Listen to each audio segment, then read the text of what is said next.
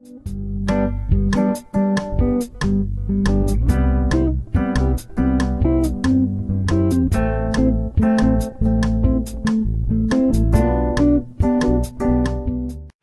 everyone. From this class we are starting a new chapter of class 9 biology और वो है natural resources. अच्छा ये बताओ, एक लिविंग ऑर्गेनिज्म को जिंदा रहने के लिए क्या क्या चाहिए? सबसे पहले हवा, दैट इज एयर। उसके बाद वाटर, उसके बाद फूड चाहिए। ये जो फूड है ये डायरेक्टली या इनडायरेक्टली हमको प्लांट से मिलता है और ये प्लांट सॉइल में ग्रो करता है, तो हम फूड ना लिख करके सॉइल लिखते हैं। इसके साथ साथ एक मीडियम टेम्परेचर चाहिए, वैसा टेम्परेचर जो ना बहुत हाई हो और ना बहुत लो हो, और ये सन की एनर्जी से पॉसिबल है। That is sun's energy is also required by the living organism. Sun's energy is the main energy. इसके बहुत सारे uses होते हैं। ये air, water, soil and sun's energy को ही हम natural resources कहते हैं। Resources का मतलब होता है useful thing which is present in a very very very large amount. ये air, water, soil, sun's energy को हम सब लिविंग ऑर्गेनिज्म यूज करते हैं, और ये थोड़े अमाउंट में नहीं, बहुत ज्यादा अमाउंट में प्रेजेंट है, तो इनको हम रिसोर्सेज कह सकते हैं। And these are not made by us, these resources are made by nature. So these are the examples of natural resources. वो रिसोर्सेज जो नेचर बनाती है और नेचर हमें देती है, उनको हम नेचुरल रिसोर्सेज कहते हैं। इसका एग्जाम्पल है air, water, soil and sunlight. आपने कभी सोचा है कि क्यों किसी दूसरे प्लैनेट पे लाइफ नहीं पाया जाता, सिर्फ अर्थ पे ही लाइफ पाया जाता है? थोड़ी देर पहले हमने डिस्कस किया कि लिविंग ऑर्गेनिज्म को एयर, वाटर एंड सॉइल चाहिए सन की एनर्जी के साथ। ये सन की एनर्जी तो हर प्लैनेट को मिलती है, लेकिन ये एयर, वाटर एंड सॉइल सिर्फ अर्थ के ही पास है, इसीलिए लाइफ सिर्फ अर्थ पे ही है। रिसोर्सेज ऑफ अर्थ क्या क्या? Air, water and soil. इसके साथ energy from sun is necessary to support the life. Earth का अपना रिसोर्सेज है एयर, वाटर एंड सॉइल, और ये रिसोर्सेज अर्थ के डिफरेंट लेयर्स में पाया जाता है। अर्थ का जो आउटर सॉलिड क्रस्ट होता है, जिसको कि हम लोग लैंड कहते हैं, वो लिथोस्फेयर कहलाता है। लिथोस्फेयर मतलब लैंड, और ये लैंड बना होता है सॉइल से। दैट मीन्स सॉइल कहाँ पाया जाता है? लिथोस्फेयर में पाया जाता है।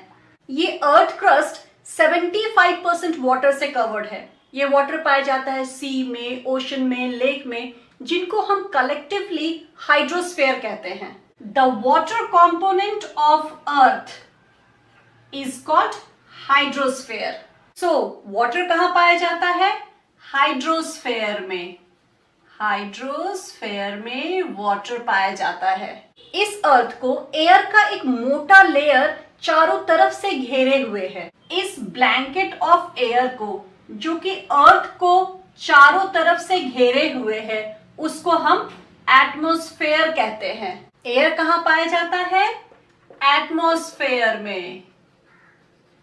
अर्थ में हर जगह लाइफ नहीं पाया जाता, मिट्टी में भी कुछ ही डेप्थ तक ऑर्गेनिज्म पाया जाता है, उसके बाद नहीं पाया जाता। ये तो हो गया डेप्थ का बात। अगर हम हाइट का बात करें तो कुछ ही दूर तक लाइफ पॉसिबल है। एक सर्टेन हाइट के बाद तो हम सांस भी नहीं ले सकते, तो लाइफ कैसे पॉसिबल होगा? अर्थ के लाइफ सपोर्टिंग एरिया को और लाइफ सपोर्टिंग जोन को, जहां पे एटमॉस्फेयर, हाइड्रोस्फेयर एंड लिथोस्फेयर मिलजुल करके लाइफ को पॉसिबल बनाए, उसको हम बायोस्फीयर कहते हैं। मतलब बायोस्फीयर अर्थ का वो एरिया है, वो जोन है जहां पे लाइफ पाया जाता है। बायोस्फीयर का दो कंपोनेंट होता है, एक बायोटिक कंपोनेंट और दूसरा एबायोटिक कंपोनेंट। बायोस्फीयर में जितने भी लिविंग थिंग्स हैं वो सभी बायोटिक कंपोनेंट में आते हैं, as for example plant and animal. और जो भी नॉन लिविंग थिंग्स हैं वो सभी एबायोटिक कंपोनेंट में आते हैं, जैसे कि एयर, वाटर, सॉइल एक्सेट्रा। इस चैप्टर में हम लोग एबायोटिक कंपोनेंट के बारे में पढ़ेंगे, जैसे कि एयर, वाटर एंड सॉइल। इसके साथ ही कुछ बायोकेमिकल साइकिल के बारे में भी पढ़ेंगे, जैसे water cycle, nitrogen cycle, carbon cycle and oxygen cycle. उसके बाद ozone layer and green house effect. ये था इस चैप्टर का इंट्रोडक्टरी क्लास, जिसमें हमने ये समझा नेचुरल रिसोर्सेज किसको कहते हैं, अर्थ पे ही लाइफ क्यों पॉसिबल है, लिथोस्फेयर, हाइड्रोस्फेयर एंड एटमॉस्फेयर क्या होता है, और ये लिथोस्फेयर, हाइड्रोस्फेयर, एटमॉस्फेयर तीनों मिल करके अर्थ पे जो एक लाइफ सपोर्टिंग जोन बनाता है उसको हम बायोस्फेयर कहते हैं। एक बायोस्फेयर में जितने भी लिविंग थिंग्स होते हैं उनको हम बायोटिक कंपोनेंट कहते हैं, और जितने भी नॉन लिविंग थिंग्स होते हैं उनको हम एबायोटिक कंपोनेंट कहते हैं। अभी के लिए इतना ही, मिलते हैं नेक्स्ट क्लास में। लिविंग ऑर्गेनिज्म क्या ब्रीथ करता है? एयर ब्रीथ करता है। इस क्लास में हम लोग ब्रेथ ऑफ लाइफ मतलब जीवन का सांस, हवा के बारे में पढ़ेंगे।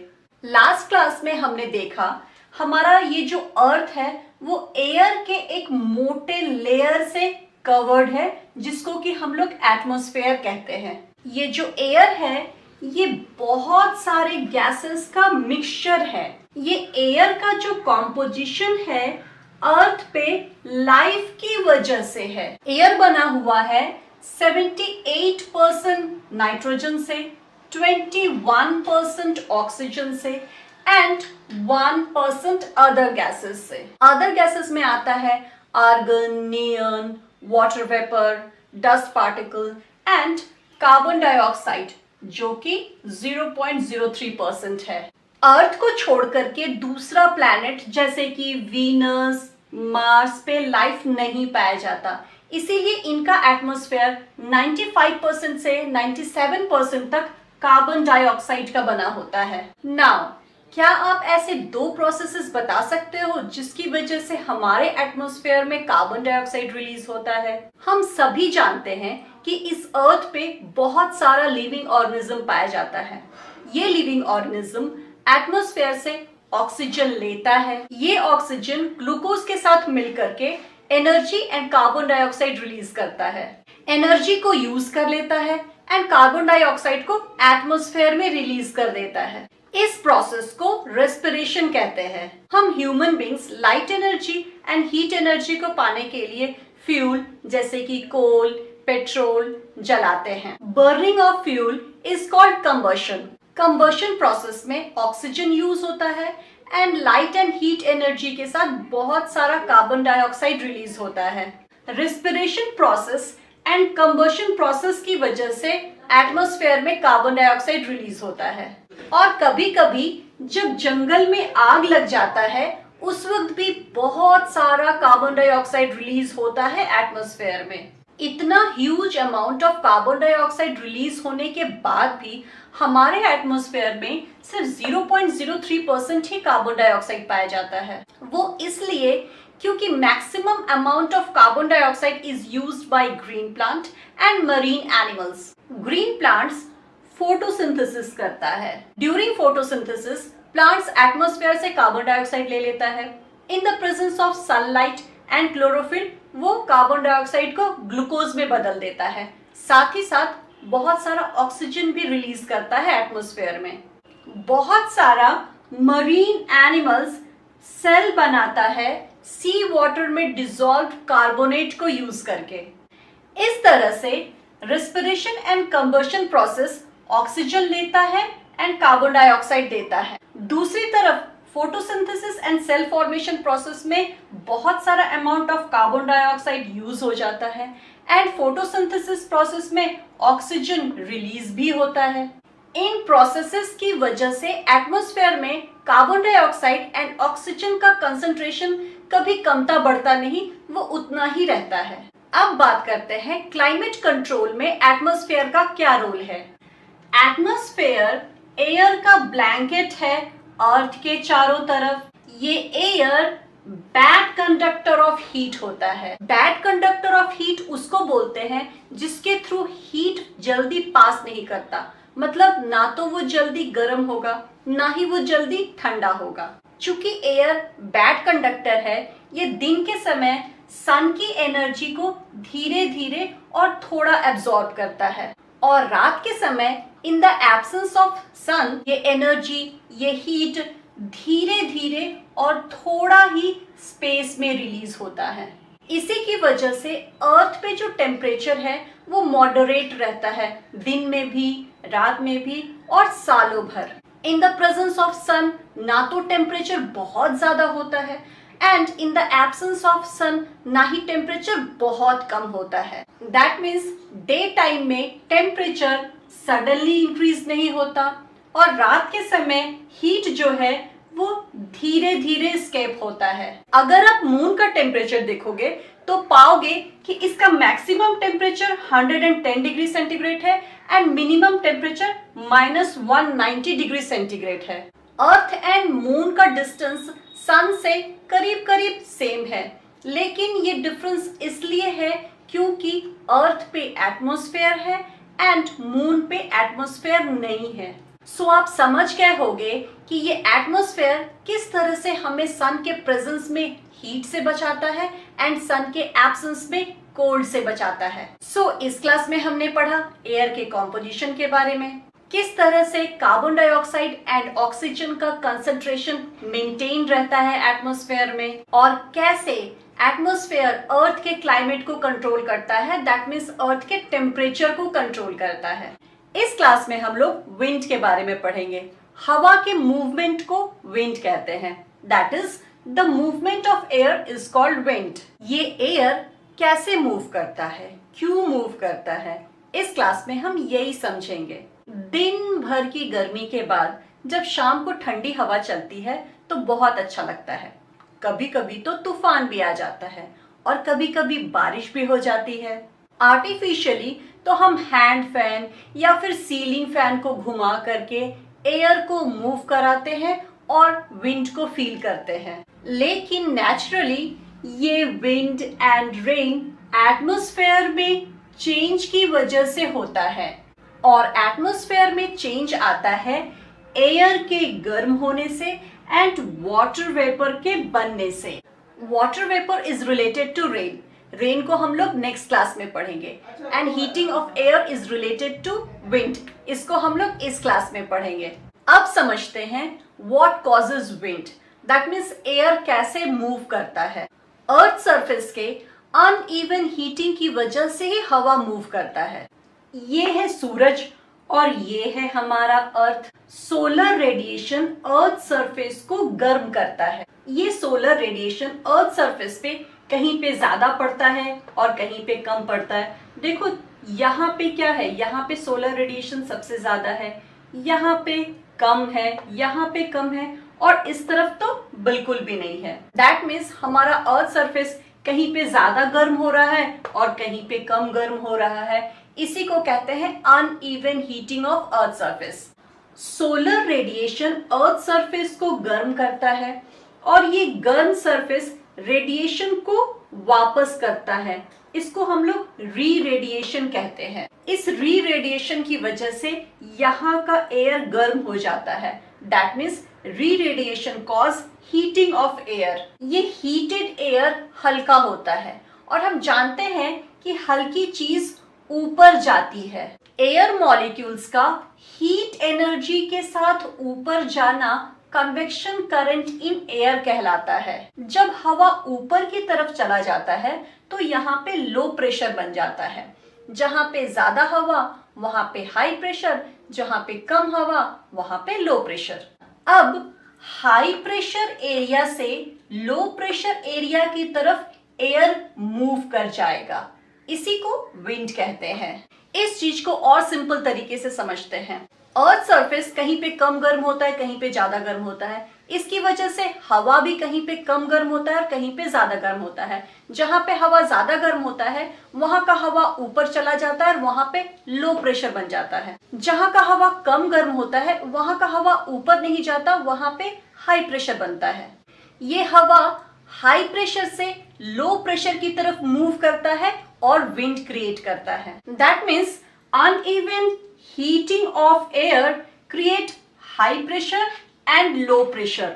The movement of air from high pressure to low pressure create wind. इसके साथ साथ माउंटेन का presence and rotation of earth wind को इन्फ्लुएंस करता है और यू कैन से विंड के डायरेक्शन को इन्फ्लुएंस करता है। अब हम समझते हैं कोस्टल एरिया में हवा के मूवमेंट को। कंसेप्ट वही है, एयर हाई प्रेशर से लो प्रेशर की तरफ मूव करेगा। दिन के समय सूरज की रोशनी में लैंड जल्दी गर्म हो जाता है समुद्र से। लैंड जल्दी गर्म हो जाता है और ज्यादा गर्म हो जाता है समुद्र से, तो यहाँ पे जो एयर है वो गर्म होकर ऊपर चला जाएगा और यहाँ पे लैंड पे लो प्रेशर बनेगा एंड समुद्र के ऊपर हाई प्रेशर बनेगा। लो प्रेशर लैंड के ऊपर बनेगा, हाई प्रेशर सी के ऊपर बनेगा। That means air high pressure से लो प्रेशर की तरफ मूव करेगा, तो एयर मूव करेगा सी से लैंड की तरफ। That means during day time the direction of wind is sea to land. रात के समय in the absence of sun land जल्दी ठंडा हो जाता है और समुद्र धीरे धीरे ठंडा होता है। मतलब समुद्र ज्यादा गर्म होता है लैंड से, इसीलिए समुद्र के ऊपर का जो हवा है वो गर्म होकर के ऊपर चला जाता है और यहाँ पे लो प्रेशर क्रिएट हो जाता है। सी के ऊपर लो प्रेशर एंड लैंड के ऊपर हाई प्रेशर, तो विंड का डायरेक्शन क्या होगा? हाई प्रेशर से लो प्रेशर की तरफ। दैट मीन्स रात के समय कोस्टल एरिया में विंड का डायरेक्शन होता है लैंड टू सी। सो अभी तक हमने सीखा कि अनइवन हीटिंग ऑफ लैंड की वजह से अनइवन हीटिंग ऑफ एयर होता है। इसकी वजह से किसी जगह पे लो प्रेशर क्रिएट हो जाता है एंड किसी जगह पे हाई प्रेशर क्रिएट हो जाता है। एयर हाई प्रेशर से लो प्रेशर की तरफ मूव करता है। This movement of air is called wind. Coastal area में दिन के समय विंड का डायरेक्शन सी टू लैंड होता है और रात के समय विंड का डायरेक्शन लैंड टू सी होता है। विंड का डायरेक्शन और भी कई चीजों पर डिपेंड करता है, जैसे कि rotation of earth, presence of mountain in the path of wind, लेकिन इन चीजों को अभी हम लोग डिस्कस नहीं करेंगे। पिछले क्लास में हम लोगों ने विंड को डिस्कस किया है, इस क्लास में रेन को डिस्कस करेंगे। बारिश से पहले हमें बादल का ख्याल आता है। बारिश के मौसम में हम जब भी काले घने बादलों को आसमान में देखते हैं, हम तुरंत प्रेडिक्ट करते हैं कि बारिश होने वाली है, क्योंकि बारिश तभी होती है जब बादल बनता है। इसीलिए फॉर्मेशन ऑफ क्लाउड से स्टार्ट करते हैं। देखो, हमारा जो अर्थ है वो 75% वाटर बॉडीज से कवर्ड है, ये हम लोग पहले पढ़ चुके हैं। दिन के समय सूरज की गर्मी में ये वाटर बॉडीज गर्म होता है और वाटर गैस में बदल जाता है, जिसको हम लोग वाटर वेपर कहते हैं। हीट की वजह से वाटर का वाटर वेपर बनना इवापोरेशन कहलाता है। इवापोरेशन की वजह से बहुत सारा वाटर वेपर एयर में चला जाता है। इवापोरेशन के साथ साथ और भी कुछ बायोलॉजिकल एक्टिविटीज है, जैसे कि ट्रांसपिरेशन, पर्सपिरेशन। इनकी वजह से भी वाटर वेपर एयर में जाता है। ये एयर जब गर्म होता है तो ऊपर की तरफ जाता है, ये हम पिछले क्लास में पढ़ चुके हैं। और इस एयर में क्या है? बहुत सारा water vapour. That means hot air rises up carrying water vapour. जब एयर ऊपर जाता है आसमान की तरफ तो वो फैलता है और ठंडा होता है। जब ऊपर जाकर के एयर ठंडा होता है तो उसमें जो वाटर वेपर है वो भी ठंडा हो जाता है और इस ठंड की वजह से वाटर वेपर छोटे छोटे टाइनी वाटर ड्रॉपलेट्स में बदल जाता है। That means due to cooling the water vapour convert into tiny water droplets. Cooling की वजह से वाटर वेपर का वाटर बनना या वाटर ड्रॉपलेट्स बनना कंडेंसेशन कहलाता है।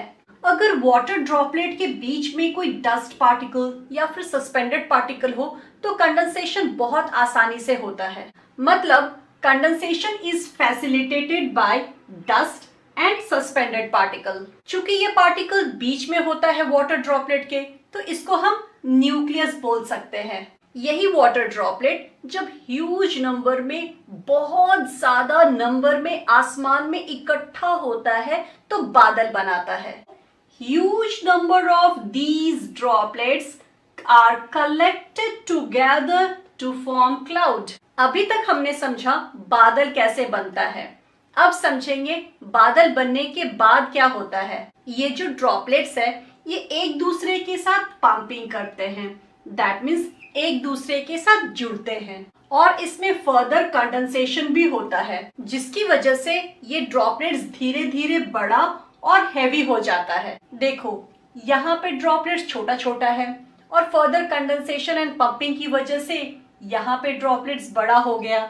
जब ये ड्रॉपलेट्स बहुत हेवी हो जाता है तो बारिश का रूप लेकर धरती पर आ जाता है। When the drops become too heavy, they fall down in the form of rain. पानी का आसमान से धरती पे वापस आना प्रेसिपिटेशन कहलाता है। अगर हवा का टेम्परेचर बहुत कम है तो ये प्रेसिपिटेशन स्नो के फॉर्म में, स्लीट के फॉर्म में एंड हेल के फॉर्म में भी होता है। स्नो का मतलब बर्फ होता है, हेल का मतलब ओला होता है एंड स्लीट का मतलब ओले के साथ में बारिश होता है। अभी तक हमने सीखा कि एवोपोरेशन की वजह से वाटर वेपर में बदल जाता है। ये वाटर वेपर एयर के साथ ऊपर चला जाता है। ऊपर कंडेंसेशन होता है जिसमें वाटर वेपर वाटर ड्रॉपलेट्स में बदल जाता है। जब बहुत सारा वाटर ड्रॉपलेट्स इकट्ठा हो जाता है तो क्लाउड बनाता है।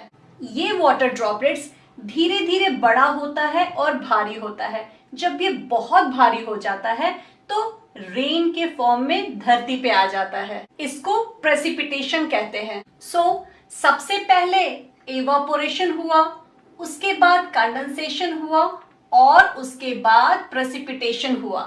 कभी ये ख्याल आया है कि ऐसा क्यों होता है कि किसी किसी जगह पे बहुत ज्यादा बारिश होती है और कहीं कहीं पे बहुत कम और कहीं कहीं पे ठीक ठाक बारिश होती है? वो इसलिए क्योंकि रेन का पैटर्न डिसाइड होता है विंड के पैटर्न से। ये विंड का पैटर्न अलग अलग होता है, इसीलिए बारिश भी अलग अलग होती है, कहीं पे ज्यादा कहीं पे कम।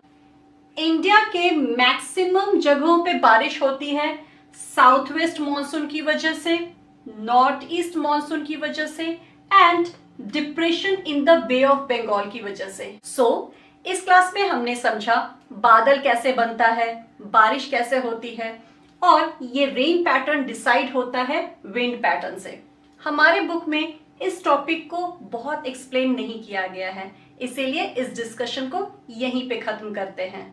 इस क्लास में हम लोग एयर पॉल्यूशन के बारे में पढ़ेंगे। एयर पॉल्यूशन से पहले पॉल्यूशन को समझते हैं, क्योंकि कंसेप्ट वही रहेगा, चाहे वो एयर पॉल्यूशन हो या फिर वाटर पॉल्यूशन हो या फिर सॉइल पॉल्यूशन हो।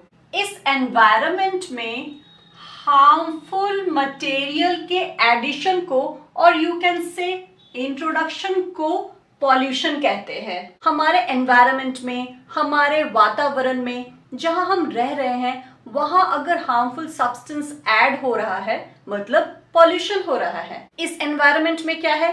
एयर है, वाटर है, सॉइल है। अगर हार्मफुल मटेरियल एयर में ऐड हो रहा है तो उसको एयर पॉल्यूशन कहेंगे। डेफिनेशन क्या हो जाएगा? The introduction of harmful material into the air is called air pollution. अगर हार्मफुल मटेरियल वाटर में ऐड हो रहा है तो वाटर पॉल्यूशन, और अगर हार्मफुल मटेरियल सॉइल में ऐड हो रहा है तो soil pollution. That means addition of harmful material is called pollution. Now इस हार्मफुल मटेरियल को जिसकी वजह से पॉल्यूशन हो रहा है उसको हम पॉल्यूटेंट्स कहते हैं। ये पॉल्यूटेंट्स नेचुरल भी हो सकता है, मैन मेड भी हो सकता है, क्योंकि एनवायरनमेंट में पॉल्यूशन नेचुरल कैलामिटीज की वजह से भी होता है और ह्यूमन एक्टिविटीज की वजह से भी होता है। ये हो गया जनरल कंसेप्ट ऑफ पॉल्यूशन, जो कि air pollution, water pollution and soil pollution में भी काम आएगा। अब एयर पॉल्यूशन समझते हैं। हार्मफुल मटेरियल का एयर में इंट्रोड्यूस होना, ऐड होना, एयर पॉल्यूशन कहलाता है। एयर बना हुआ है 78% नाइट्रोजन से, 21% ऑक्सीजन से, 0.03% कार्बन डाइऑक्साइड से और कुछ अदर गैसेस से, वाटर वेपर से, डस्ट पार्टिकल से। ये जो एयर का कॉम्पोजिशन है ये परफेक्ट है लिविंग ऑर्गेनिज्म के लिए, लाइक एनिमल्स के लिए एंड प्लांट के लिए। अगर एयर के इस कॉम्पोजिशन में थोड़ा सा भी कोई गड़बड़ी हुआ या फिर कोई पॉइजनस गैस आकर उसमें ऐड हो गया तो ये लिविंग ऑर्गेनिज्म के लिए हार्मफुल होता है। एयर के कॉम्पोजिशन में होने वाली इस गड़बड़ी को ही एयर पॉल्यूशन कहते हैं। In short you can say addition of harmful material in air is called air pollution.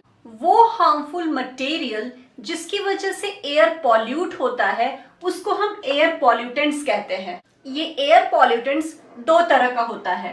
पहला गैसेस, इसका एग्जाम्पल है carbon monoxide, nitrogen monoxide, nitrogen dioxide, sulphur dioxide, chlorofluorocarbon etcetera. दूसरा है सस्पेंडेड पार्टिकल्स, इसको हम suspended particulate matter भी कहते हैं, शॉर्ट में एसपीएम। ये एक्चुअली छोटे छोटे बहुत ही टाइनी पार्टिकल्स होते हैं जो एयर में बहुत देर तक सस्पेंडेड रहते हैं, लटके हुए रहते हैं, इसीलिए इनको सस्पेंडेड पार्टिकल्स कहते हैं। इसका एग्जाम्पल है स्मोक, डस्ट, शूट। ये शूट कालिख को कहते हैं। जब लकड़ी या फिर कोयला जलता है तो धुआं के साथ कालिख भी निकलता है, उसी को हम शूट कहते हैं। Then cement, silica etcetera suspended particles होता है। ये poisonous gases and suspended particles हमारे एयर को पॉल्यूट करता है। These are harmful for living organisms. और वो कैसे, थोड़ी ही देर में समझते हैं। एयर पॉल्यूशन दो वजह से होता है। पहला नेचुरल कैलेमिटीज मतलब प्राकृतिक आपदा, और दूसरा ह्यूमन एक्टिविटीज। नेचुरल कैलेमिटीज में आ गया वॉल्केनिक इरप्शन, फॉरेस्ट फायर। जब वॉल्केनिक इरप्शन होता है या फिर फॉरेस्ट फायर होता है तब बहुत सारा पॉइजनस गैस जैसे carbon monoxide, carbon dioxide atmosphere में, एयर में रिलीज होता है। साथ ही साथ कुछ सस्पेंडेड पार्टिकल्स भी रिलीज होता है जैसे कि unburn carbon. In natural calamities पे हमारा कंट्रोल नहीं होता है। Next, human activities. कुछ ह्यूमन एक्टिविटीज की वजह से भी एयर पॉल्यूशन होता है, जैसे excessive combustion, emission of poisonous gases from vehicles and industries and deforestation। सबसे पहले बात करते हैं कंबशन ऑफ फॉसिल फ्यूल का। फॉसिल फ्यूल जैसे कि पेट्रोलियम एंड कोल बना होता है हाइड्रोकार्बन से, मतलब वो सब्सटेंस जो हाइड्रोजन एंड कार्बन का बना होता है उसको हम हाइड्रोकार्बन कहते हैं। साथ ही इसमें कुछ नाइट्रोजन एंड सल्फर भी पाया जाता है। जब हम इन फॉसिल फ्यूल को जलाते हैं तो कार्बन ऑक्सीजन के साथ मिलकर के carbon monoxide and carbon dioxide बनाता है। चूंकि इसमें कुछ नाइट्रोजन एंड सल्फर भी होता है तो नाइट्रोजन नाइट्रोजन डाइऑक्साइड बनाता है एंड सल्फर सल्फर डाइऑक्साइड बनाता है। कंबशन में ये गैसेस तो रिलीज होते ही हैं, साथ साथ में कुछ अनबर्न्ड कार्बन भी रिलीज होता है जिसको कि हाइड्रोकार्बन कहते हैं, और ये सस्पेंडेड पार्टिकल्स की तरह एयर में रहता है। ये जो gases and suspended particle combustion में रिलीज होता है ये डेंजरस होता है हमारे ब्रीदिंग के लिए, हमारे इनहेलेशन के लिए। अगर इनको हम इनहेल करेंगे तो हमारा दम घुटने लगेगा। कभी कभी तो कार्बन मोनोऑक्साइड के ज्यादा बढ़ जाने से डेथ भी हो जाता है। इनहेलेशन के लिए तो ये हार्मफुल है ही, साथ ही साथ जब nitrogen dioxide and sulphur dioxide rain water के साथ में मिक्स हो जाता है तो वो एसिड रेन बनाता है। दूसरा एयर पॉल्यूशन का कॉज है gases emission from factories and vehicles. जो gases and suspended particles combustion में रिलीज होता है ऑलमोस्ट वही gases and particles factories and vehicle से भी रिलीज होता है। नेक्स्ट है डिफॉरेस्टेशन। हम ह्यूमन बींग्स अपने फायदे के लिए जंगलों को काट देते हैं, लेकिन ये जंगल ही कार्बन डाइऑक्साइड को यूज कर लेता है एंड ऑक्सीजन देता है, ऑक्सीजन जो कि एनिमल्स के रेस्पिरेशन के लिए जरूरी है। सो एयर पॉल्यूशन होता है एक्सेसिव कंबशन की वजह से, gases emission from factories and vehicle की वजह से एंड डिफॉरेस्टेशन की वजह से, साथ ही कुछ नेचुरल कैलामिटीज की वजह से।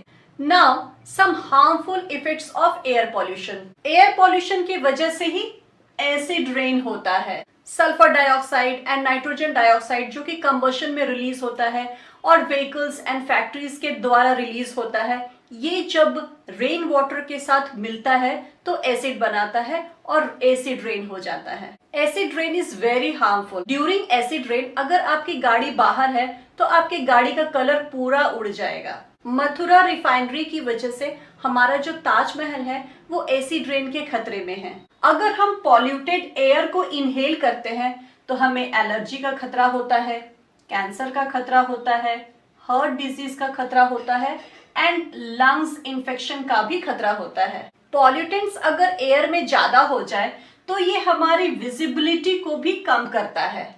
ठंड के समय रात में आप लोगों ने ये कभी कभी एक्सपीरियंस किया होगा, जब हम कार में या बस में ट्रैवल कर रहे होते हैं तो हमें बहुत दूर तक दिखाई नहीं देता, हमें कुछ ही दूर तक दिखाई देता है और कभी कभी तो बिल्कुल भी दिखाई नहीं देता है। जब वाटर वेपर ऊपर ना जाकर अर्थ सरफेस के पास ही ठंड की वजह से कंडेंस होकर के वाटर ड्रॉपलेट्स बना लेता है तो उसको हम फॉग कहते हैं, हिंदी में कोहरा कहते हैं। ये फॉग जब स्मोक के साथ में मिल जाता है तो स्मॉग बनाता है। इस स्मॉग की वजह से ठंड में रात के समय कभी कभी विजिबिलिटी बहुत कम हो जाती है। इस क्लास में हमने सीखा what is pollution, what is air pollution, उसके बाद एयर पॉल्यूटेंट्स क्या क्या होता है, ये एयर पॉल्यूशन कैसे होता है और इस एयर पॉल्यूशन के क्या क्या हार्मफुल इफेक्ट्स हैं। लास्ट क्लास में हम लोगों ने अर्थ के फर्स्ट नेचुरल रिसोर्स एयर को कंप्लीट कर लिया है। इस क्लास से स्टार्ट करते हैं second natural resource that is water. सबसे पहले इस अर्थ पे वाटर के डिस्ट्रीब्यूशन को समझते हैं। इस चैप्टर के फर्स्ट क्लास में ही हम लोगों ने डिस्कस किया था कि हमारा जो अर्थ है वो 75% वाटर से कवर्ड है। ये जो वाटर है ये दो तरह का होता है, पहला सलाइन वाटर और दूसरा फ्रेश वाटर। सलाइन वाटर बहुत ज्यादा नमकीन होता है, इसमें बहुत ज्यादा सॉल्ट होता है, और फ्रेश वाटर बिल्कुल भी नमकीन नहीं होता, इसमें बहुत कम सॉल्ट होता है।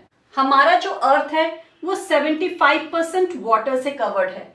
इस 75% में 97% सलाइन वाटर पाया जाता है। अर्थ सरफेस पे जितने भी ओशन एंड सी हैं उनमें सलाइन वाटर पाया जाता है और सिर्फ 3% ही फ्रेश वाटर पाया जाता है। इस 3% का 69% north pole and south pole के आइस में एंड माउंटेन के स्नो में पाया जाता है। इस 3% का 30% धरती के नीचे एज ए ग्राउंड वाटर पाया जाता है और 3% फ्रेश वाटर का 1% वाटर रिवर एंड लेक में पाया जाता है। दैट मीन्स हमारे अर्थ पे पानी तो बहुत है लेकिन पीने लायक पानी सिर्फ 3% है।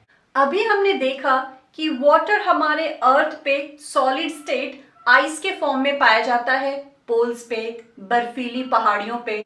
लिक्विड स्टेट में पाया जाता है सी में, ओशन में, अंडरग्राउंड वाटर में, रिवर में, लेक में, और बहुत कम परसेंटेज में ये गैसियस स्टेट में भी पाया जाता है as water vapour in air. पिछले ही क्लास में हमने डिस्कस किया है कि वाटर वेपर कैसे बनता है। अब डिस्कस करते हैं कि वाटर को वंडर लिक्विड क्यों कहते हैं। वाटर लिक्विड स्टेट में लिविंग ऑर्गेनिज्म के सर्वाइवल के लिए बहुत जरूरी है, इसीलिए कहते भी हैं कि जल ही जीवन है। Now why we need water. First point, जितना भी सेलुलर प्रोसेस होता है लिविंग ऑर्गेनिज्म में वो सभी वाटर मीडियम में होता है, जैसे कि रेस्पिरेशन, डिफ्यूजन, ऑस्मोसिस, फोटोसिंथेसिस, ये सभी वाटर मीडियम में होता है। हमारी ही बॉडी में जो प्रोसेसेस होते हैं उनके लिए वाटर चाहिए, जैसे डाइजेशन, एक्सक्रीशन, सर्कुलेशन, इन सब के लिए वाटर चाहिए। ये सेलुलर प्रोसेस के लिए सेल के अंदर रिएक्शंस होना बहुत जरूरी है, और जब सेल के अंदर रिएक्शन होता है तो उसको हम सेलुलर रिएक्शन कहते हैं। सेलुलर रिएक्शन उन्हीं सब्सटेंसेस के बीच होता है जो वाटर में डिसॉल्व रहते हैं। हमारी बॉडी में सब्सटेंसेस जो है वो एक जगह से दूसरे जगह डिसॉल्व फॉर्म में ही जाता है। देखो, हम जो कार्बोहाइड्रेट खाते हैं वो डाइजेशन के बाद ग्लूकोज बन जाता है और वो इंटेस्टाइन से अब्सॉर्ब होता है। अब्सॉर्ब होने के बाद वो ब्लड में चला जाता है। हमारे बॉडी के हर एक सेल्स को ग्लूकोज चाहिए एनर्जी प्रोड्यूस करने के लिए। हमारा ब्लड हर एक सेल तक इस ग्लूकोज को पहुंचाता है और हमारा ब्लड 90% वाटर का बना होता है। ये तो एक एग्जाम्पल हुआ। इसी तरह बहुत सारे सब्सटेंसेस के ट्रांसपोर्टेशन के लिए वाटर जरूरी है। ये वाटर हमारे बॉडी का टेम्परेचर भी मेंटेन करता है। देख रहे हो, लिविंग ऑर्गेनिज्म के अंदर हर एक फंक्शन वाटर के बिना इम्पॉसिबल है। लिविंग ऑर्गेनिज्म को सरवाइव करने के लिए वाटर चाहिए ही चाहिए। इसीलिए कहते हैं water is a wonder liquid. Now, maximum number of human activity is impossible without water. इनको हम लोअर क्लास से पढ़ते हुए आ रहे हैं। As for example, irrigation, sewage disposal, washing and cleaning etcetera. Terrestrial animal और टेरेस्ट्रियल लाइफ सलाइन वाटर में पाए जाने वाले हाई अमाउंट ऑफ सॉल्ट को टॉलरेट नहीं कर पाते हैं। हम लोग टेरेस्ट्रियल एनिमल हैं, हम लोग समुद्र का सलाइन वाटर नहीं पी पाते हैं। हमारा बॉडी वैसा बना ही नहीं है कि हम उतना ज्यादा सॉल्ट को मैनेज कर पाए। जो मराइन ऑर्गेनिज्म है, समुद्री जीव है, उनका बात अलग है। लेकिन जितने भी टेरेस्ट्रियल एनिमल्स हैं उनको फ्रेश वाटर ही चाहिए। नाउ, किसी भी पर्टिकुलर एरिया में वाटर की अवेलेबिलिटी ये डिसाइड करती है कि उस पर्टिकुलर एरिया में किसी स्पीसीज का कितना इंडिविजुअल पाया जाएगा। ह्यूमन बीइंग का एग्जांपल लेते हैं। ह्यूमन बीइंग एक स्पीसीज है।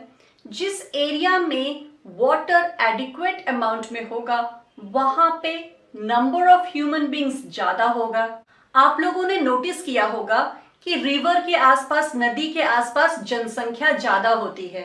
वाटर की अवेलेबिलिटी डाइवर्सिटी ऑफ लाइफ को भी डिसाइड करती है। दैट मीन्स अगर वाटर अच्छे से अवेलेबल है तो वेरियस टाइप्स ऑफ स्पीसीज पाया जाएगा उस जगह पे।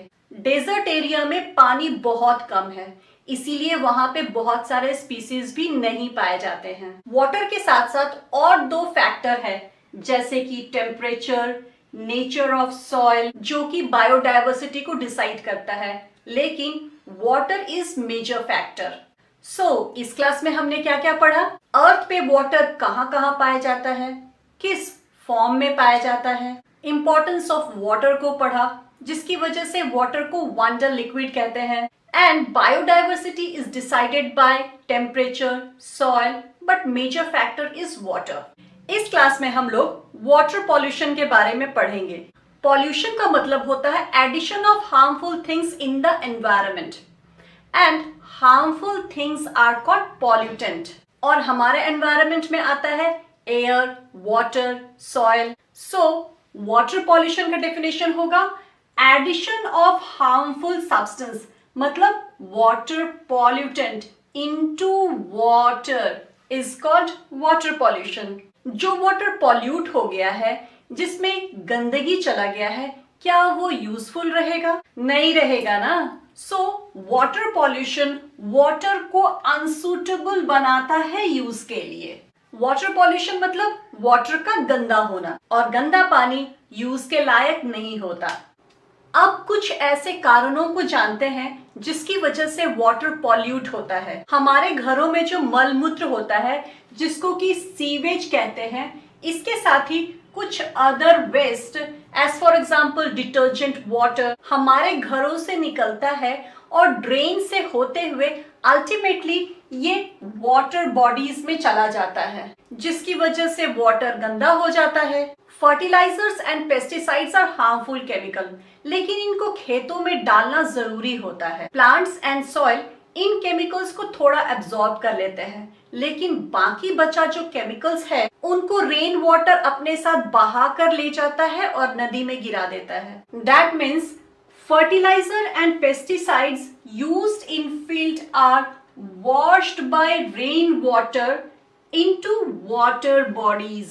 बड़े बड़े शहरों में बड़ी बड़ी इंडस्ट्रीज होती है, सभी इंडस्ट्रीज वेस्ट प्रोडक्ट निकालती है। इन इंडस्ट्रीज वेस्ट को भी पास की नदियों में डिस्चार्ज कर दिया जाता है।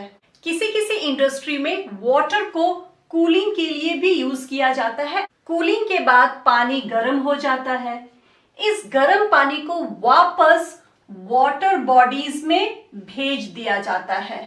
इसकी वजह से नदी का टेम्परेचर, वाटर बॉडी का टेम्परेचर अचानक से बढ़ जाता है। इसको थर्मल पॉल्यूशन भी कहते हैं। अचानक से टेम्परेचर बढ़ जाना वाटर ऑर्गेनिज्म के लिए डेंजरस होता है।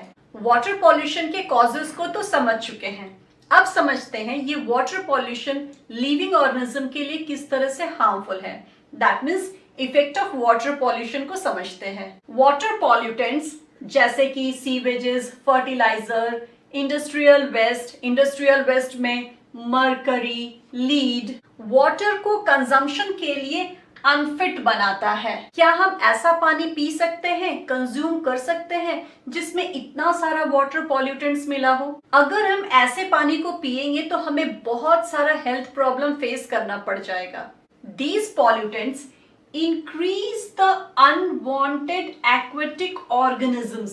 देखो, अगर नदी तालाब में फर्टिलाइजर चला जाएगा तो उसमें अनवांटेड एक्वेटिक प्लांट इंक्रीज करेगा। अगर सीवेजेस जाएगा तो बैक्टीरिया एंड प्रोटोजोआ इंक्रीज करेगा। मतलब कुछ पॉल्यूटेंट्स अनवांटेड एक्वेटिक ऑर्गेनिज्म को बढ़ा देता है। ये अनवांटेड ऑर्गेनिज्म रेस्पिरेशन के द्वारा पानी में डिसॉल्व ऑक्सीजन को यूज करता है और वाटर में डिसॉल्व ऑक्सीजन का अमाउंट कम जाता है। डिसॉल्व ऑक्सीजन की कमी की वजह से fishes and some other organisms मर जाते हैं। थर्मल पॉल्यूशन की वजह से एक्वेटिक एनिमल्स मर जाते हैं, specially their eggs and larva. Fishes तो वाटर के टेम्परेचर चेंज को थोड़ा बहुत टॉलरेट भी कर लेता है, लेकिन इनका एग एंड लार्वा वाटर के टेम्परेचर चेंज को थोड़ा भी टॉलरेट नहीं कर पाता, वो मर जाता है।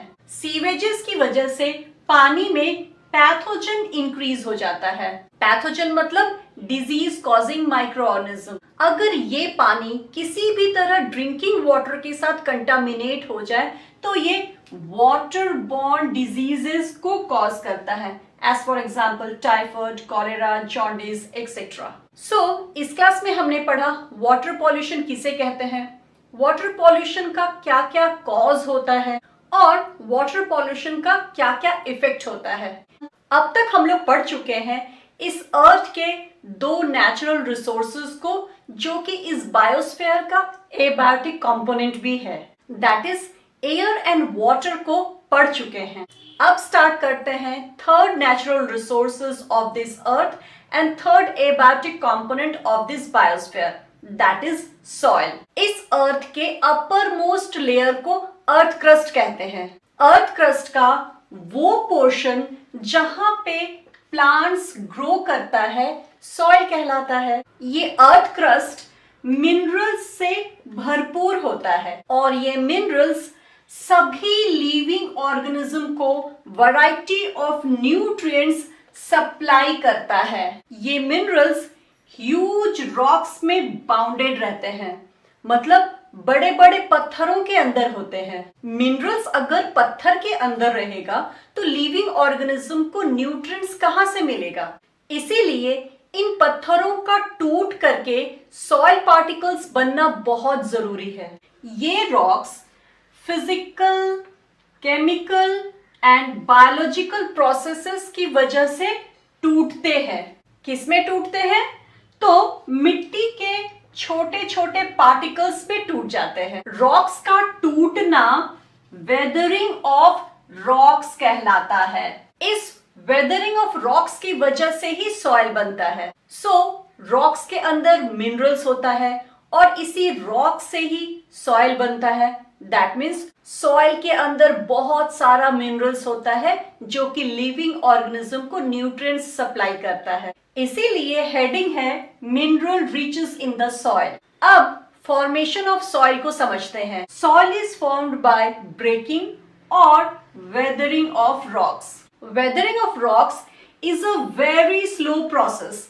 इस प्रोसेस में मिलियंस ऑफ ईयर्स लग जाते हैं। कुछ फैक्टर्स रिस्पॉन्सिबल होते हैं वेदरिंग ऑफ रॉक्स के लिए, जैसे sun, water, wind and living organisms. इनको हम एक एक करके डिस्कस करेंगे। जब कोई भी चीज गर्म होता है तो वो फैलता है, एक्सपांड होता है, और ठंडा होता है तो वो सिकुड़ता है, कॉन्ट्रैक्ट होता है। यही फेनोमेनन पत्थर के साथ भी होता है। दिन के समय सूरज की गर्मी में ये बड़ा बड़ा पत्थर गर्म हो जाता है और एक्सपांड होता है। रात के समय जब ठंडा हो जाता है ये पत्थर तो कॉन्ट्रैक्ट करता है। लेकिन पत्थर का हर एक पार्ट एक जैसा एक्सपांड एंड कॉन्ट्रैक्ट नहीं होता, जिसकी वजह से पत्थर में ये क्रैक्स बन जाता है। अल्टीमेटली ये क्रैक बढ़ता जाता है और बड़ा पत्थर छोटा छोटा पत्थर में टूट जाता है। सो वेदरिंग ऑफ रॉक्स का पहला फैक्टर है सन, जो कि एक फिजिकल फैक्टर है। दिन में पत्थर एक्सपांड करता है, रात के समय कॉन्ट्रैक्ट करता है।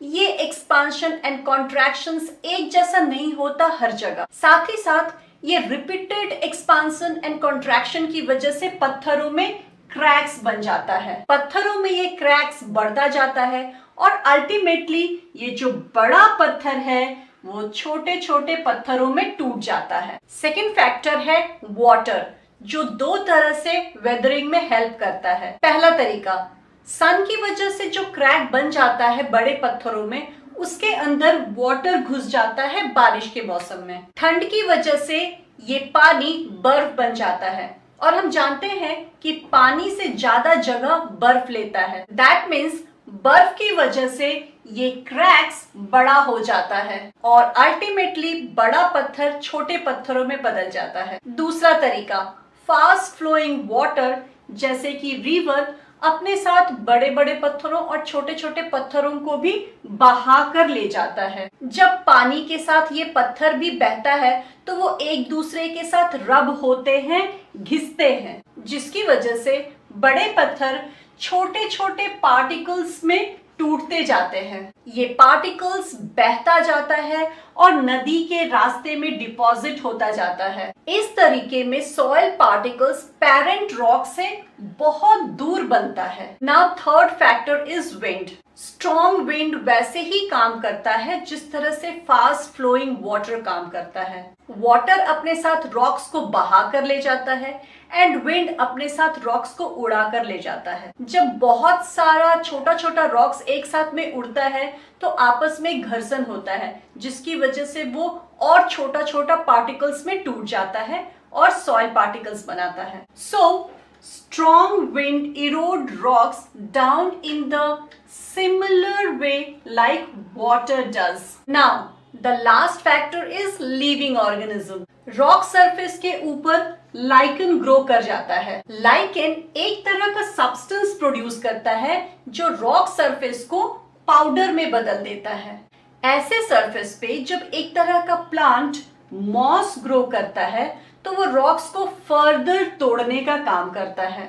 कभी कभी बिग ट्रीज का रूट्स भी क्रैक्स के अंदर चला जाता है। ये रूट फर्दर पेनिट्रेट होता है, जिसकी वजह से क्रैक बढ़ता जाता है और रॉक्स अल्टीमेटली टूट जाता है। लिविंग ऑर्गेनिज्म की वजह से जो वेदरिंग होता है उसको बायोलॉजिकल वेदरिंग कहते हैं। अब आप लोग समझ गए होंगे वेदरिंग ऑफ रॉक से सॉइल कैसे फॉर्म होता है। हम लोग पढ़ रहे हैं सॉइल। लास्ट क्लास में हम लोगों ने पढ़ा कैसे ह्यूज रॉक टूट करके सॉइल पार्टिकल्स बनता है। इस क्लास में हम लोग structure and composition of soil पढ़ेंगे। सॉइल 3 कंपोनेंट का मिक्सचर है। पहला रॉक पार्टिकल्स, जिसको कि हम लोग सॉइल पार्टिकल्स भी कहते हैं। दूसरा ह्यूमस एंड तीसरा माइक्रोस्कोपिक लाइफ। सॉइल पार्टिकल्स कैसे बनता है ये तो हम लोग समझ चुके हैं। और ये soil particles on the basis of size 4 type का होता है। सबसे बड़ा सॉइल पार्टिकल्स ग्रेवल कहलाता है, उससे छोटा सैंड कहलाता है, उससे छोटा सिल्ट कहलाता है एंड सबसे छोटा सॉइल पार्टिकल क्ले कहलाता है। किसी मिट्टी में किस तरह का न्यूट्रिएंट पाया जाएगा ये इस बात पे डिपेंड करता है कि उस मिट्टी का सॉइल पार्टिकल किस रॉक से बना है। मिट्टी में जो डार्क कलर का ऑर्गेनिक सब्सटेंस पाया जाता है जो कि dead and decay living organism से बनता है, उसको ह्यूमस कहते हैं। मतलब मरने के बाद जो प्लांट्स और एनिमल मिट्टी में सड़ जाता है, ह्यूमस बनाता है। ये ह्यूमस मिट्टी के स्ट्रक्चर को डिसाइड करता है, क्योंकि ह्यूमस मिट्टी को पोरस बनाता है, जिसकी वजह से वाटर एंड एयर मिट्टी में अंदर तक पहुंच पाते हैं। मिट्टी में माइक्रोस्कोपिक लाइफ भी पाया जाता है, as for example bacteria, fungi etcetera. मिट्टी में अर्थवर्म भी पाया जाता है। अर्थवर्म को फार्मर्स फ्रेंड भी कहते हैं। ये ऑर्गेनिजम्स मिट्टी को फर्टाइल बनाने में हेल्प करता है। किसी मिट्टी का क्वालिटी इस बात पर डिपेंड करता है कि उसमें कितना amount of humus and microscopic life present है। अगर ये ज्यादा होगा तो सॉइल ज्यादा फर्टाइल होगा, और अगर ये कम होगा तो सॉइल कम फर्टाइल होगा। हम लोग पढ़ चुके हैं सॉइल पार्टिकल्स 4 तरह का होता है। On the basis of types of soil particles and amount of humus, soil 3 तरह का होता है। पहला है Sandy soil. Sandy soil sand particles का बना होता है और इसमें ह्यूमस नहीं के बराबर होता है। सैंडी सॉइल में वाटर होल्डिंग कैपेसिटी नहीं होता, इसमें पानी नहीं ठहरता है। Second type of soil is clayey soil. Clayey soil सबसे छोटा सॉइल पार्टिकल क्ले से बना होता है और इसमें ह्यूमस बहुत थोड़ा होता है। क्लेई सॉइल में वाटर होल्डिंग कैपेसिटी बहुत ही ज्यादा होता है, इसमें बहुत दिनों तक पानी फंस के रहता है। Third is loamy soil. ये loamy soil clay, silt and sand particle से बना होता है। इसमें ह्यूमस भी बहुत पाया जाता है, जिसकी वजह से ये एयर एंड वाटर को ट्रैप करता है। लूमी सॉइल एग्रीकल्चर के लिए बेस्ट सॉइल होता है। आप लोगों ने ये नोटिस किया होगा कि हर तरह का प्लांट हर जगह नहीं उगता है। कहीं पे फार्मर सेब उगाता है तो कहीं पे फार्मर मैंगो उगाता है। कौन सा प्लांट कहाँ पे उगेगा ये वहां के वेदर पे तो डिपेंड करता ही है, साथ ही साथ वहां की मिट्टी पे भी डिपेंड करता है। मिट्टी का 3 फैक्टर डिसाइड करता है कि उस मिट्टी में कौन सा प्लांट उगेगा। पहला, उस मिट्टी में न्यूट्रिएंट्स कैसा है। दूसरा, उस मिट्टी में ह्यूमस कितना है। और तीसरा, उस मिट्टी का डेप्थ कितना है। नाउ मिट्टी का जो टॉप मोस्ट लेयर होता है उसको टॉप सॉइल कहते हैं। ये top soil soil particles, humus and microscopic life का बना होता है। टॉप सॉइल का क्वालिटी डिसाइड करता है कि किसी पर्टिकुलर एरिया का बायोडाइवर्सिटी कैसा होगा। मतलब अगर टॉप सॉइल फर्टाइल होगा तो वहां का बायोडाइवर्सिटी बहुत रिच होगा, वहां पे बहुत सारा ऑर्गेनिजम्स पाया जाएगा और बहुत तरह तरह का ऑर्गेनिज्म पाया जाएगा। और अगर टॉप सॉइल फर्टाइल नहीं होगा, दैट मीन्स अनफर्टाइल होगा, तो वहां का बायोडाइवर्सिटी बहुत पुअर होगा। इस टॉप सॉइल में हार्मफुल सब्सटेंस का ऐड होना सॉइल पॉल्यूशन कहलाता है, और इस टॉप सॉइल का रिमूव होना एयर की वजह से एंड वाटर की वजह से सॉइल इरोशन कहलाता है। Soil pollution and soil erosion next class में पढ़ेंगे। हम लोग पढ़ रहे हैं सॉइल। लास्ट क्लास में हम लोगों ने structure and composition of soil को पढ़ा। नाउ सॉइल पॉल्यूशन को समझते हैं। सॉइल से यूजफुल कंपोनेंट का हट जाना एंड हार्मफुल सब्सटेंस का ऐड होना सॉइल पॉल्यूशन कहलाता है। सॉइल पॉल्यूशन की वजह से बहुत सारा यूजफुल माइक्रो ऑर्गेनिज्म मर जाता है और अर्थवर्म भी मर जाता है। ये माइक्रो ऑर्गेनिज्म, ये अर्थवर्म सॉइल की फर्टिलिटी को बढ़ाता है, और ये नहीं होगा तो सॉइल धीरे धीरे अनफर्टाइल हो जाएगा। सो सॉइल पॉल्यूशन सॉइल का फर्टिलिटी को डिक्रीज करता है। सॉइल पॉल्यूशन का मेन कॉज है मॉडर्न फार्मिंग प्रैक्टिस। इस मॉडर्न फार्मिंग प्रैक्टिस में बहुत ज्यादा fertiliser, pesticides and insecticide use होता है, जो कि हार्मफुल केमिकल्स का बना होता है। ये केमिकल्स मिट्टी में माइक्रो ऑर्गेनिजम्स एंड अर्थवर्म को मार देता है। अगर ये केमिकल्स लगातार बहुत दिनों तक यूज होता रहा तो मिट्टी धीरे धीरे अनफर्टाइल हो जाती है। सॉइल पॉल्यूशन को रोकने का सबसे अच्छा तरीका है ऑर्गेनिक फार्मिंग। ऑर्गेनिक फार्मिंग में किसी भी तरह का केमिकल यूज नहीं होता है और सॉइल को पॉल्यूट होने से बचाता है। Now soil erosion. Fertile top soil का स्ट्रॉन्ग विंड की वजह से एंड फ्लोइंग वाटर की वजह से रिमूव हो जाना सॉइल इरोशन कहलाता है। मतलब टॉप और फर्टाइल सॉइल का हवा से उड़ जाना या पानी से बह जाना सॉइल इरोशन कहलाता है। सॉइल इरोशन पहाड़ी जगहों में हिली एरिया में ज्यादा होता है क्योंकि हिली एरियाज में पानी बहुत फोर्स के साथ बहता है जिसकी वजह से वो अपने साथ मिट्टी को भी बहा कर ले जाता है। प्लांट्स का जो रूट्स है वो मिट्टी को टाइटली पकड़ करके रखता है। अगर ग्राउंड वेजिटेशन से कवर्ड रहेगा, पेड़ पौधों से कवर्ड रहेगा, तो धरती के अंदर पानी का रिसाव होगा, that is percolation of water होगा। साथ ही साथ ये सॉइल इरोशन भी कम जाएगा। और डिफॉरेस्टेशन में फॉरेस्ट को काट दिया जाता है जिसकी वजह से बायोडायवर्सिटी तो डिस्ट्रॉय होता ही है, साथ साथ में ये सॉइल इरोशन भी बढ़ जाता है। हम लोगों को डिफॉरेस्टेशन को डिस्करेज करना चाहिए और ग्राउंड को वेजिटेशन से, पेड़ पौधों से कवर कर देना चाहिए ताकि सॉइल इरोशन ना हो सके। इस क्लास में हमने सॉइल पॉल्यूशन को समझा, सॉइल इरोशन को समझा। इसके साथ ही हमारा ये टॉपिक सॉइल यही कंप्लीट होता है। इस क्लास से हम लोग स्टार्ट कर रहे हैं बायो जियो केमिकल साइकिल। हमारा बायोस्फीयर दो कंपोनेंट का बना हुआ है, biotic component and abiotic component. Biotic components में लिविंग ऑर्गेनिजम्स आता है, प्लांट एंड एनिमल। इसको हम लोग बायोलॉजिकल कंपोनेंट भी बोल सकते हैं। और एबायोटिक कंपोनेंट्स में आता है सॉइल, एयर, वाटर, जिसको हम लोग जियोलॉजिकल कंपोनेंट भी बोल सकते हैं। इन दोनों के बीच में न्यूट्रिएंट्स जो कि केमिकल का बना होता है वो ट्रांसफर होता रहता है in a cyclic manner. That means nutrient और केमिकल जियोलॉजिकल कंपोनेंट से बायोलॉजिकल कंपोनेंट में, बायोलॉजिकल कंपोनेंट से जियोलॉजिकल कंपोनेंट में, फिर जियोलॉजिकल से बायोलॉजिकल, बायोलॉजिकल से जियोलॉजिकल, एक साइक्लिक मैनर में ट्रांसफर होता रहता है इन दोनों कंपोनेंट्स के बीच। This cyclic flow of nutrient between abiotic component and biotic component is called biogeochemical cycle. Biogeochemical cycle word में ये bio word biological component से लिया गया है, ये geo word geological component से लिया गया है और इसमें जो move हो रहा है वो chemical move हो रहा है। और किस मैनर में मूव हो रहा है? साइक्लिक मैनर में मूव हो रहा है।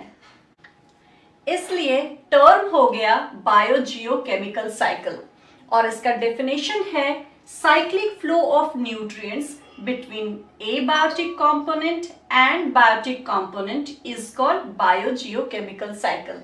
चूंकि बायोस्फीयर में केमिकल का मूवमेंट हमेशा होता रहता है, नॉन स्टॉप होता रहता है, इसीलिए इसको डायनेमिक सिस्टम कहते हैं। केमिकल्स जो है ना तो बढ़ता है बायोस्फीयर के अंदर, ना ही बायोस्फीयर के अंदर ये घटता है, ये सिर्फ एक फॉर्म से दूसरे फॉर्म में ट्रांसफर हो जाता है। दैट मीन्स बायोस्फीयर में केमिकल का अमाउंट सेम रहता है, इसीलिए बायोस्फीयर को डायनामिक के साथ साथ स्टेबल सिस्टम भी कहते हैं। इस साइकिल के दौरान एनर्जी एंड मैटर भी ट्रांसफर होता है एक कंपोनेंट से दूसरे कंपोनेंट में इस बायोस्फीयर में। There are 4 biogeochemical cycle: water cycle, nitrogen cycle, carbon cycle and oxygen cycle.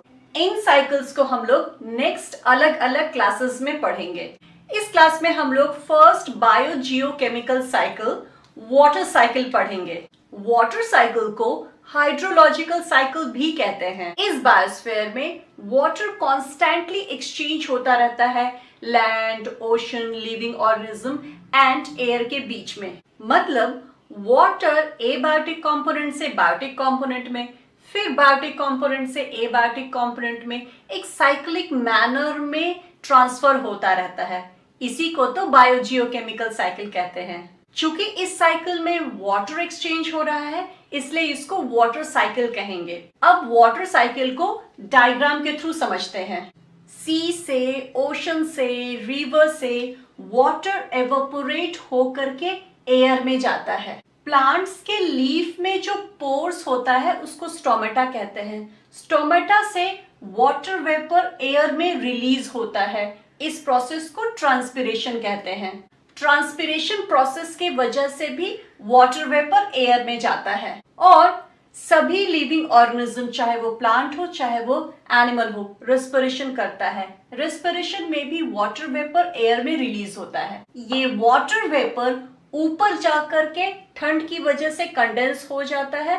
That means water droplets में बदल जाता है। जब ये वाटर ड्रॉपलेट्स बहुत भारी हो जाता है तो रेन के जरिए अगेन ये लैंड पे आ जाता है, जिसको कि हम लोग प्रेसिपिटेशन कहते हैं। प्रेसिपिटेशन के बाद ये लैंड वाटर नदी के द्वारा बहते हुए वापस समुद्र में कलेक्ट हो जाता है। दैट मीन्स वो प्रोसेस जिसमें वाटर एवापोरेट होता है, फिर बारिश के रूप में लैंड पर आ गिरता है और बाद में रिवर से होते हुए समुद्र में चला जाता है। इसको वाटर साइकिल कहते हैं। इस प्रोसेस में वाटर कॉन्स्टेंटली एक्सचेंज होता है air, land, ocean and living organism के बीच में। और वाटर साइकिल में कौन कौन सा प्रोसेस इन्वॉल्व है? सबसे पहले एवापोरेशन, उसके बाद कंडेंसेशन, उसके बाद प्रेसिपिटेशन और उसके बाद कलेक्शन। ये प्रोसेसेस एक के बाद एक साइक्लिक मैनर में होता रहता है। जो भी पानी रेन के रूप में धरती पे गिरता है वो सारा का सारा और तुरंत समुद्र में नहीं चला जाता। कुछ पानी धरती के अंदर चला जाता है और ये अंडरग्राउंड वाटर बनाता है। ये अंडरग्राउंड फ्रेश वाटर कभी कभी स्प्रिंग के जरिए धरती के ऊपर आ जाता है और कभी कभी हम ह्यूमन बींग्स कुआं बनाकर, तालाब बना करके, ट्यूबवेल बनाकर इस अंडरग्राउंड फ्रेश वाटर को ऊपर लाते हैं। ये फ्रेश वाटर ह्यूमन बींग के साथ साथ सभी टेरेस्ट्रियल लिविंग ऑर्गेनिज्म के लाइफ प्रोसेस के लिए जरूरी है। टेरेस्ट्रियल ऑर्गेनिज्म को तो सॉइल से, अंडरग्राउंड वाटर से न्यूट्रिएंट्स मिल जाता है। मरीन ऑर्गेनिजम्स को कैसे मिलता होगा?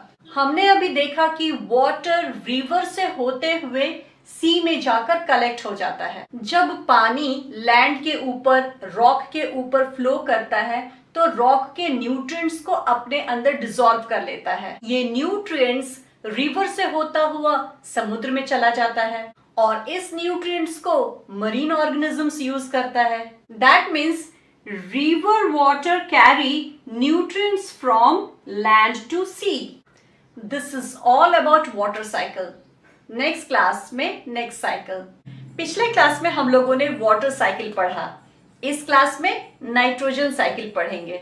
सभी लिविंग ऑर्गेनिज्म के लिए नाइट्रोजन एक बहुत ही जरूरी न्यूट्रिएंट है, क्योंकि ये amino acid, protein, nucleic acid, कुछ विटामिन्स, एल्कलॉइड एंड यूरिया का मेन कंपोनेंट नाइट्रोजन होता है। ये सब लिविंग ऑर्गेनिज्म के लिए जरूरी है और ये बनता है नाइट्रोजन से। दैट मीन्स नाइट्रोजन सभी लिविंग ऑर्गेनिज्म के लिए जरूरी है। हमारे एटमॉस्फेयर में 78% नाइट्रोजन पाया जाता है, लेकिन नॉट इन यूजेबल फॉर्म। मतलब जिस तरह से हम वाटर को डायरेक्टली कंज्यूम कर लेते हैं, ऑक्सीजन को डायरेक्टली कंज्यूम कर पाते हैं, कुछ एक बैक्टीरिया को छोड़ करके सभी लिविंग ऑर्गेनिज्म इस एटमॉस्फेरिक नाइट्रोजन को डायरेक्टली कंज्यूम नहीं कर पाते हैं। ये जो एटमॉस्फेरिक नाइट्रोजन N2 है, ये बहुत इनर्ट होता है और इनके बीच में बहुत स्ट्रॉन्ग बॉन्ड होता है। अगर हमको इनको यूज करना है तो पहले इसको यूजेबल फॉर्म में चेंज करना होगा। नाइट्रोजन का यूजेबल फॉर्म होता है नाइट्राइट्स एंड नाइट्रेट्स। वो प्रोसेस जिसकी वजह से ये inert nitrogen nitrites and nitrates में बदलता है, उसको नाइट्रोजन फिक्सेशन कहते हैं। इस एटमॉस्फेरिक नाइट्रोजन को फिक्स करने का दो तरीका है, एक बायोलॉजिकल और दूसरा फिजिकल। बायोलॉजिकली नाइट्रोजन को फिक्स करने का काम नाइट्रोजन फिक्सिंग बैक्टीरिया करता है। जितना भी दाल होता है जैसे चना, मटर, बीन्स, इनको हम लेग्यूम बोलते हैं और इसके पौधे को लेग्यूमिनस प्लांट कहते हैं। लेग्यूमिनस प्लांट का जो रूट होता है वो कहीं कहीं पे फूला होता है, उसको हम रूट नोड्यूल्स कहते हैं। लेग्यूमिनस प्लांट के रूट नोड्यूल्स में कुछ बैक्टीरिया पाया जाता है जिसको राइजोबियम कहते हैं। ये राइजोबियम एटमॉस्फेरिक नाइट्रोजन को फिक्स करके नाइट्राइट्स एंड नाइट्रेट्स बनाता है। लेग्यूमिनस प्लांट इस नाइट्राइट्स एंड नाइट्रेट्स को यूज करके different types of amino acid बनाता है, प्रोटीन बनाता है। लेग्यूमिनस प्लांट के अलावा जो दूसरे प्लांट होते हैं उनका क्या होगा? उनके लिए सॉइल के अंदर कुछ फ्री लिविंग बैक्टीरिया पाया जाता है जिसको एजोटोबैक्टर कहते हैं। ये राइजोबियम, ये एजोटोबैक्टर नाइट्रोजन फिक्सिंग बैक्टीरिया है। ये एटमॉस्फेरिक नाइट्रोजन को नाइट्राइट्स एंड नाइट्रेट्स में कन्वर्ट कर देता है, जिसको कि प्लांट्स कंज्यूम करके डिफरेंट एमिनो एसिड्स और प्रोटीन बनाता है।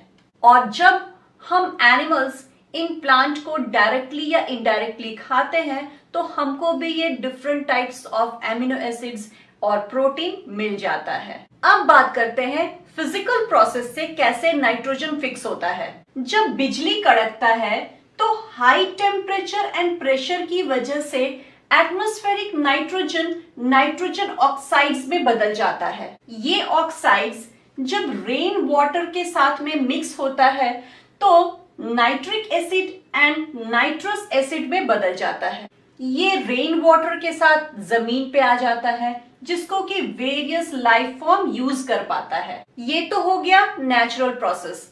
आर्टिफिशियली भी फर्टिलाइजर इंडस्ट्री में इनर्ट नाइट्रोजन को इसके यूजेबल फॉर्म में दैट इज फर्टिलाइजर में चेंज किया जाता है।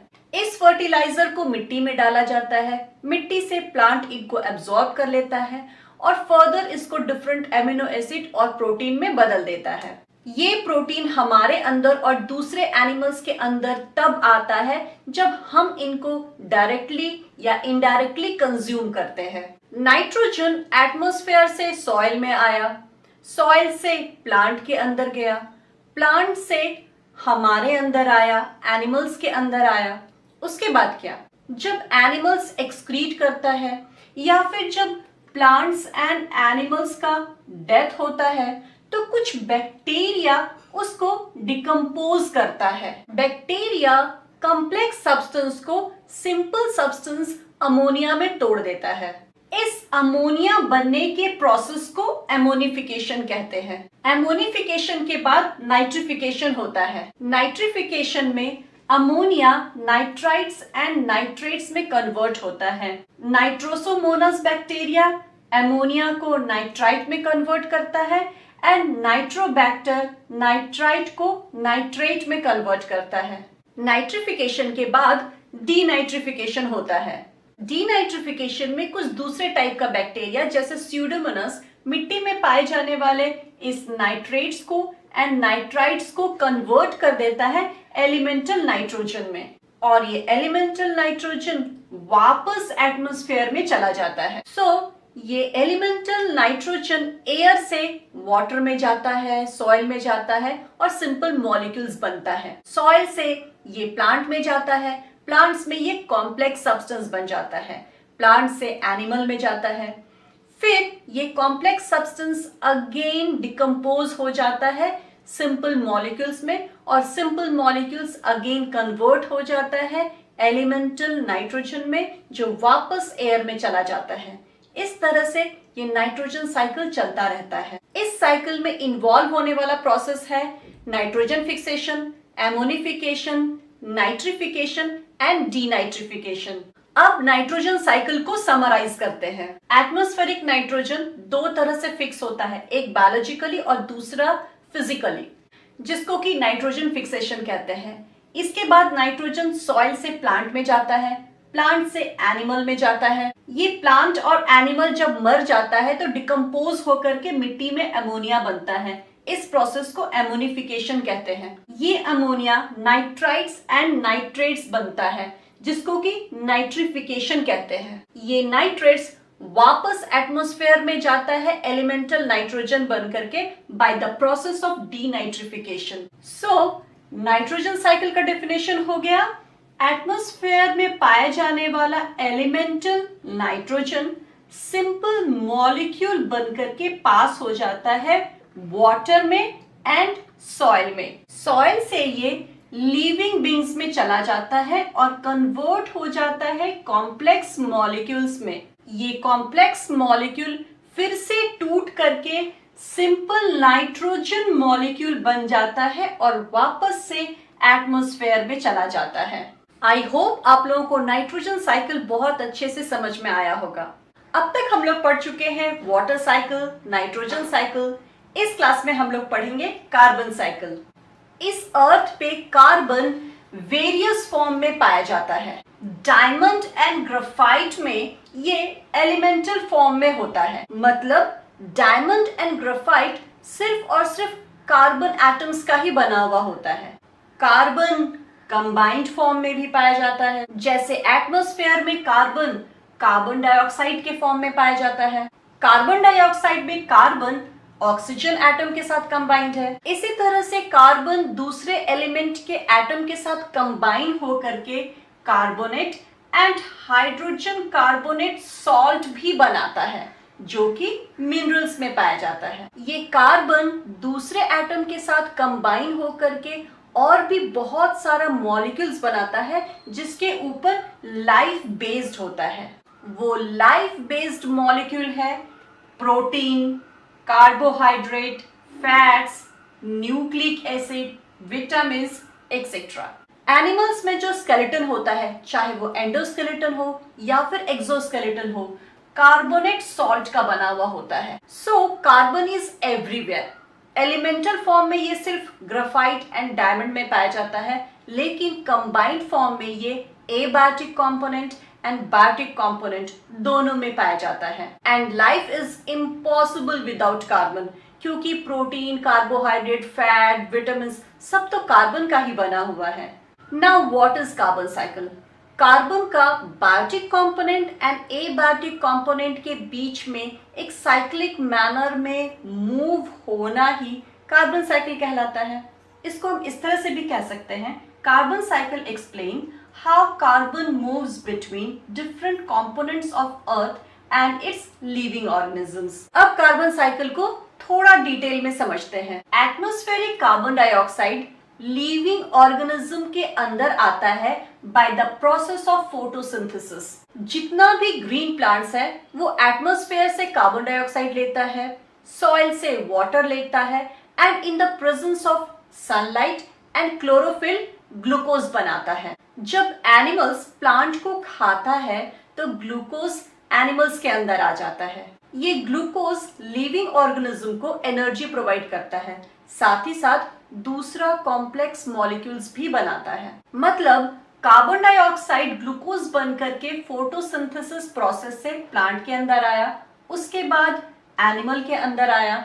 जब ये प्लांट और एनिमल मर जाता है और मिट्टी के अंदर दब जाता है तो change in pressure and temperature की वजह से बहुत दिनों के बाद ये फॉसिल फ्यूल में बदल जाता है। That means coal and petrol में बदल जाता है। कुछ कार्बन डाइऑक्साइड सी वाटर में डिसॉल्व रहता है। समुद्र में पहले कार्बनिक एसिड बनता है, उसके बाद कार्बोनेट बनता है। ये कार्बोनेट जब कैल्शियम के साथ रिएक्ट करता है तो कैल्शियम कार्बोनेट लाइमस्टोन बनाता है। इस तरह से atmospheric carbon dioxide different components में आ गया। अब कार्बन डाइऑक्साइड को वापस एटमॉस्फेयर में भी तो जाना है। जब प्लांट एंड एनिमल रेस्पिरेशन करता है उस वक्त कार्बन डाइऑक्साइड एटमॉस्फेयर में जाता है, और जब ये प्लांट और एनिमल मरने के बाद डिकम्पोज होता है उस वक्त भी कार्बन डाइऑक्साइड एटमॉस्फेयर में जाता है। कंबशन ऑफ फॉसिल फ्यूल भी कार्बन डाइऑक्साइड को एटमॉस्फेयर में देता है। जितना amount of carbon dioxide use होता है उतना ही अमाउंट ऑफ कार्बन डाइऑक्साइड वापस एटमॉस्फेयर में रिलीज भी हो जाता है। इसी को तो कार्बन साइकिल कहते हैं। नाउ जब से ये इंडस्ट्रियल रिवॉल्यूशन हुआ है, ऑटोमोबाइल बढ़ा है, व्हीकल्स बढ़ा है, ये percentage of carbon dioxide almost double हो गया है एटमॉस्फेयर में, जिसकी वजह से ग्रीन हाउस इफेक्ट बढ़ रहा है, ग्लोबल वार्मिंग हो रहा है। इस ग्रीन हाउस इफेक्ट को एंड ग्लोबल वार्मिंग को नेक्स्ट क्लास में डिस्कस करेंगे। इस क्लास में हम लोग ग्रीन हाउस इफेक्ट को पढ़ेंगे। सबसे पहले ये समझते हैं कि ग्रीन हाउस होता क्या है। ग्रीन हाउस एक ऐसा बिल्डिंग है जो कि ग्लास से बना हुआ होता है और उसमें प्लांट उगाया जाता है। आप लोग सोच रहे होंगे कि हाउस तो ग्लास का बना हुआ होता है, फिर उसको ग्लास हाउस क्यों नहीं कहते? वो इसलिए क्योंकि उसमें ग्रीन प्लांट्स उगाया जाता है, इसीलिए उसको ग्रीन हाउस कहते हैं। ग्लास का ये खासियत होता है कि उसके अंदर सन का एनर्जी तो इन कर जाता है सारा का सारा, लेकिन सारा एनर्जी बाहर नहीं जा सकता। कुछ लॉन्ग वेवलेंथ वाला जो एनर्जी होता है वो चला जाता है, लेकिन शॉर्ट वेवलेंथ वाला एनर्जी, हीट एनर्जी ग्लास के अंदर ही रहता है। That means heat is trapped by the glass. Hence, the temperature inside the greenhouse is higher than outside. चूंकि ग्लास हीट को ट्रैप कर लेता है, इसीलिए ग्रीन हाउस के अंदर का टेम्परेचर बाहर की तुलना में ज्यादा होता है। ग्रीन हाउस के अंदर टेम्परेचर ज्यादा होता है, इसीलिए इसके अंदर ट्रॉपिकल प्लांट्स को उगाया जाता है। गर्म प्रदेश में उगने वाले प्लांट को ट्रॉपिकल प्लांट कहते हैं। जो ठंडा प्रदेश है वहां पे विंटर सीजन में तो और भी ज्यादा ठंड पड़ता है। वहां अगर आपको ट्रॉपिकल प्लांट्स उगाना है तो ऑप्शन एक ही है, greenhouse. Tropical plants are kept warm inside greenhouse during the winter in colder climate. Greenhouse कुछ इस तरह का दिखने में होता है। जिस तरह से ग्रीन हाउस के अंदर सन का एनर्जी, सन का हीट ट्रैप रहता है, उसी तरह से हमारे एटमॉस्फेयर में कुछ ऐसा गैसेस है जो कि सन के हीट को, सन के एनर्जी को ट्रैप करके रखता है। As for example carbon dioxide, methane, water vapour, chlorofluorocarbon etcetera. इन गैसेस को ग्रीन हाउस गैस कहते हैं और इन गैसेस के द्वारा सन के एनर्जी का, सन के हीट का ट्रैप होना ही ग्रीन हाउस इफेक्ट कहलाता है। इस इफेक्ट की वजह से ही हमारा लोअर एटमॉस्फेयर वार्म रहता है। सन के प्रेजेंस में एटमॉस्फेयर का वार्म रहना नॉर्मल है। सूरज डूबने के बाद एटमॉस्फेयर को तो एकदम ठंडा हो जाना चाहिए, लेकिन ऐसा नहीं होता, इसी ग्रीन हाउस इफेक्ट की वजह से। ग्रीन हाउस इफेक्ट क्या होता है समझ में आ गया। अब समझते हैं व्हाट इज ग्लोबल वार्मिंग। देखो, ग्रीन हाउस गैस का काम है सन के हीट को पकड़ करके रखना।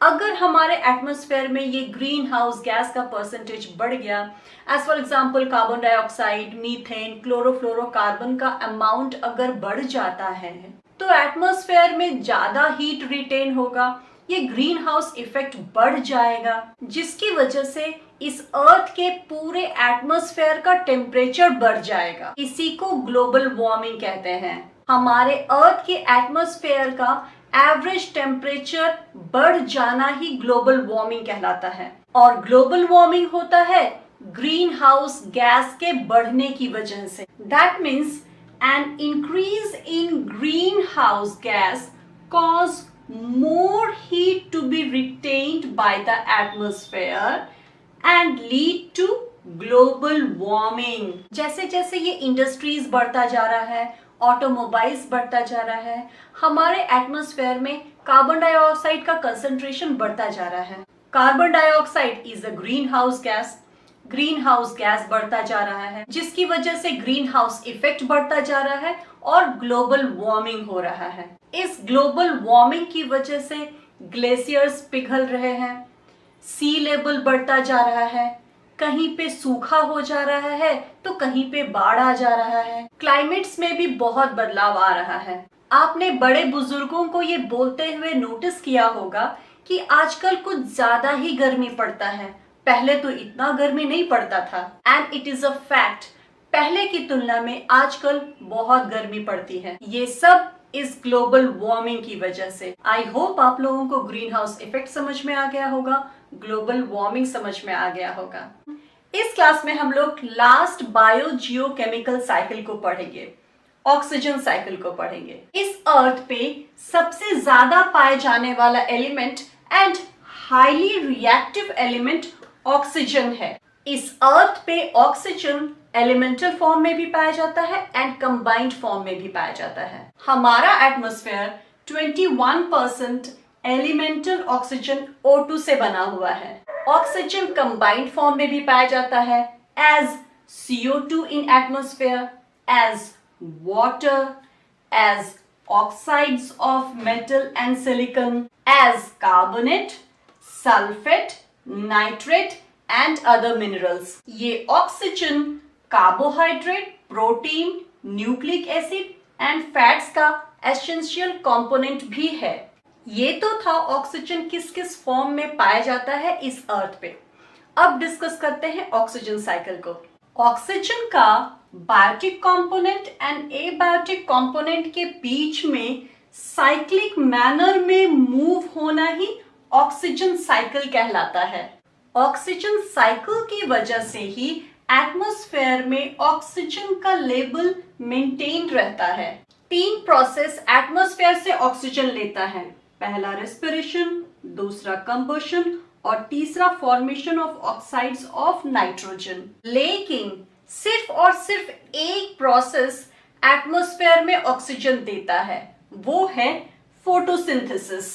फोटोसिंथेसिस इतना होता है कि ये 3 प्रोसेस जितना ऑक्सीजन कंज्यूम करता है उतना ऑक्सीजन ये फोटोसिंथेसिस एटमॉस्फेयर में दे देता है।